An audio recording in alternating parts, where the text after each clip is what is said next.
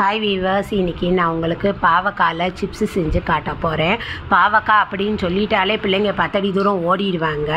அந்த கசப்பு தன்மை பிள்ளைங்களுக்கு பிடிக்காது. ஆனால் நான் சொல்கிறது மாதிரி நீங்கள் இந்த மாதிரி செஞ்சு கொடுத்தீங்கன்னா கசப்பே இருக்காது. பிள்ளைங்களும் நல்லா விரும்பி சாப்பிடுவாங்க.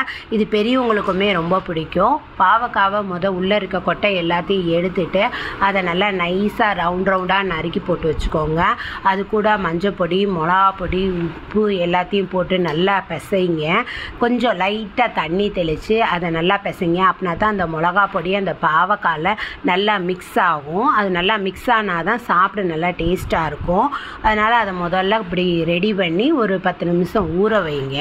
பாவக்காய் ஆஸ்மா, சளி பிடிக்கிறது, இருமல் இது எல்லாத்துக்குமே ரொம்ப நல்லது. ஈரல் சம்மந்தப்பட்ட பிரச்சனைகளையும் நீக்கும்.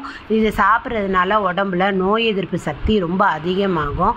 அதனால் நீங்கள் இந்த மாதிரி அடிக்கடி செஞ்சு சாப்பிட்லாம். அப்புறம் ஒரு கடாயில் நல்லா தேங்காய் எண்ணெய் ஊற்றிக்கோங்க. நான் எப்பயுமே தேங்காய் எண்ணெயில் தான் சமையல் பண்ணுவேன். அதனால் இது தேங்காய் எண்ணெய்க்கும் நல்லாயிருக்கும்.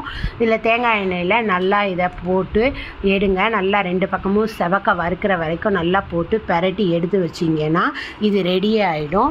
அது மட்டும் இல்லாமல் உடல் எடையை குறைக்கணும்னு நினைக்கிறவங்க இதை சாப்பிடலாம். இது இன்சுலினை சுரக்க வைக்கிது. இது செரிமானத்துக்கும் மலச்சிக்கலுக்கும் ரொம்ப நல்லது. இதை ட்ரை பண்ணி பாருங்கள்.